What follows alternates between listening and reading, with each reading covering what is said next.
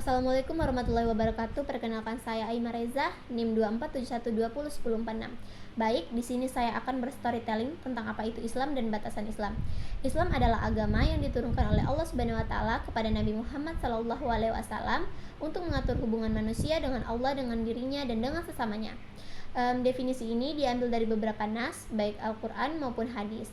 Definisi itu sendiri merupakan deskripsi realitas yang bersifat jami atau komprehensif, money protektif, yang berarti definisi itu harus meliputi seluruh aspek yang dideskripsikan dan memproteksi sifat-sifat di luar substansi yang dideskripsikan.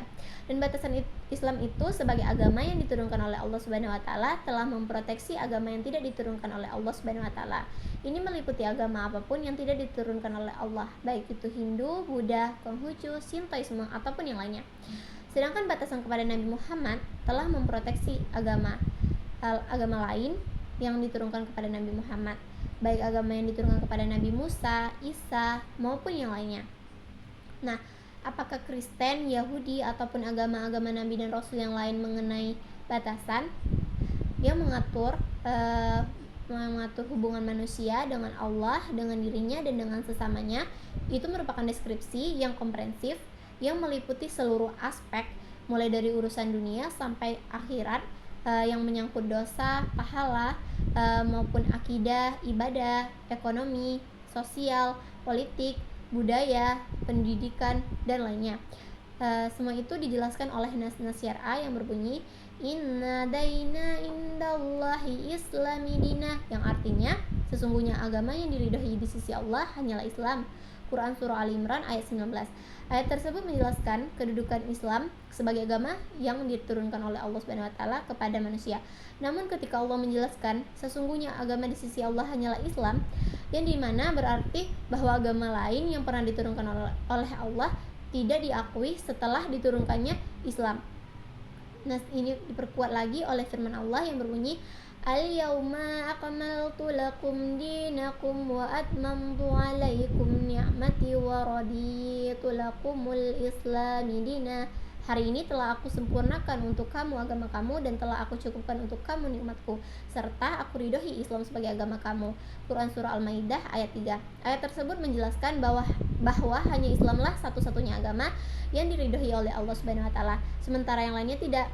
Ini bisa dipahami dari mafhum mukhalafah lafaz aku ridho yang merupakan kata kerja sifat aku ridhoi Islam sebagai agama kamu, yang berarti aku tidak meridhoi selain Islam sebagai agama kamu. Mafhum ini pun diperkuat oleh nas yang berbunyi wa man yabtaghi ghairal islami dina falan yuqbal minhu wa huwa fil akhirat minal khasirin.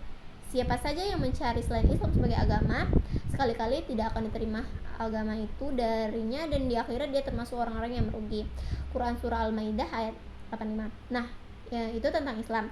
Sekarang saya ingin memberikan gambaran mengenai seorang Arab Badui yang hadir dalam sekali pertemuan dengan Nabi Agung yang Ummi. Badui meninggalkan beliau Shallallahu Alaihi Wasallam dengan membawa keimanan kepada Islam dan mampu menjadi pengemban dakwah Islam. Lalu bagaimana hal ini bisa terjadi? Memang, apa yang terjadi dalam majelis tersebut bisa terjadi dalam sekali pertemuan yang dalam pandangan para pemikir disejajarkan dengan mukjizat agung yang bisa terjadi bersamaan dengan disampaikannya Al-Quran. Sesuatu yang terjadi pada para nabi yang mulia karena siapapun yang merenungkan secara mendalam dan berusaha untuk memahami aliran deras air makrifat yang mempunyai berbagai saluran yang mengalir deras dari lautan Islam, yang ingin kemudian mereka ingin menimbahnya dalam satu timbahan atau menunggunya dalam sekali tegukan, tentu akan membuat orang berhenti sejenak untuk berpikir dan merenung. Pertanyaan seperti inilah yang akan berputar di dalam benaknya. Bagaimana caranya seorang Arab Badui yang tidak berpendidikan tiba-tiba bisa memahami Islam, mengimaninya lalu mengembangkannya kepada khalayak ramai setelah pertemuannya dengan Rasulullah, yang bertemu dengan Rasulullah dengan hanya satu kali itu. Semua ini terjawab dengan pengalaman Tufail bin Amru ad-Dausi ketika beliau bertanya kepada Rasulullah SAW, saya telah mendengarkan dari Tuhan kata-kata yang baik. Sudilah kiranya Tuhan menerangkan kepada saya tentang ajaran Tuhan itu. Dan Tufail pun menceritakan pengalamannya Ya, ketika itu Rasulullah Shallallahu Alaihi Wasallam menerangkan kepada saya tentang ajaran Islam. Kemudian beliau Shallallahu Alaihi Wasallam membacakan Al-Quran kepada saya. Demi Allah, saya belum pernah mendengar kata-kata yang lebih baik daripada ungkapan tersebut. Dan belum pernah saya menemukan ajaran yang lain yang dapat menandingnya. Setelah pertemuan itu, saya pun memeluk Islam. Saya menyatakan kesaksian saya mengenai kebenarannya. Lalu saya menyampaikannya kepada Baginda Sallallahu Alaihi Wasallam, wahai Nabi Allah, saya ini orang yang ditaati di tengah kaum saya. Saya akan kembali di tengah-tengah mereka serta menyerukan Islam ini kepada mereka. Kenyataan membuktikan bahwa ketika seseorang membangun dan mendirikan batasan tertentu, dia harus mempunyai tujuan di balik penentu batasan tersebut, yaitu adanya unsur kreasi yang disebut al-insya dan pengembangan yang disebut al-irtiqa. Karena seseorang tidak akan dapat melangkah menetapkan berbagai asas yang unik dan spesifik kecuali ketika dia mempunyai asas untuk melakukan kreasi dan pengembangan dengan asas tertentu. Apakah batasan-batasan tertentu bersifat fisik, seperti menentukan asas untuk bangunan sesuai dengan batasan-batasan tertentu, sehingga orang yang melihatnya akan dengan jelas dapat mengetahui bahwa tujuannya adalah menghasilkan dan mengembangkan dan mendirikan sebuah bangunan yang diinginkan, maupun batasan non fisik seperti ketika seseorang menentukan adanya hubungan antara dirinya dengan realitas sebelum dan setelah kehidupan. Nah, Islam telah memberikan pandangan tertentu yang menyatakan bahwa segala sesuatu yang terindah dan dapat dirasakan oleh manusia seperti serta dia perbuat adalah materi atau wujud fisik.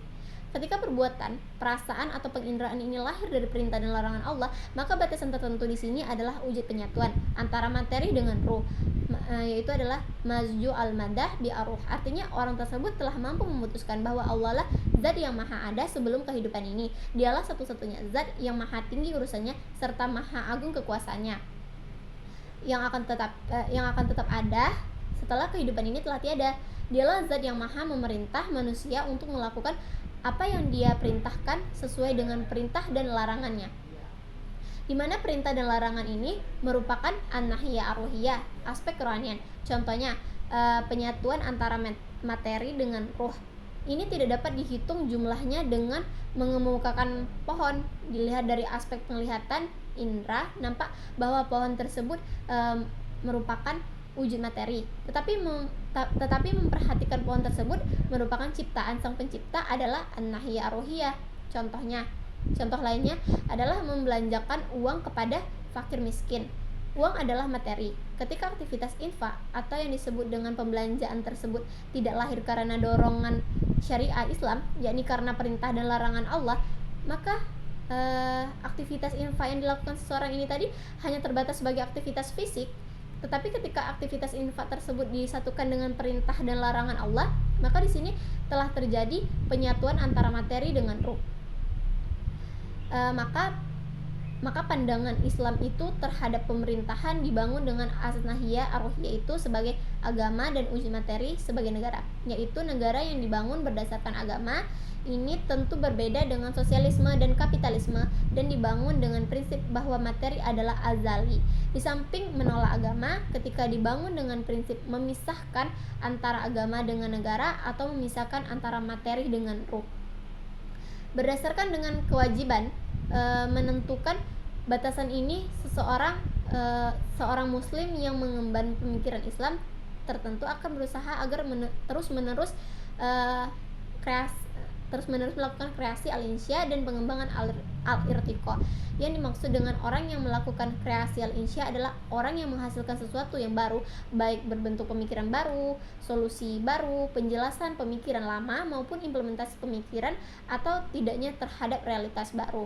Setelah menumbuhkan sesuatu yang baru, orang tersebut akan melakukan pengembangan. Nah, sementara itu yang disebut orang yang melakukan pengembangan atau al-irtiqa tadi adalah orang yang terus-menerus mendaki ke atas dengan berbekal pemahaman, pengaruh, pandangannya yang jelas serta kemampuannya dalam kehidupannya. Sekian storytelling dari saya. Terima kasih. Assalamualaikum warahmatullahi wabarakatuh.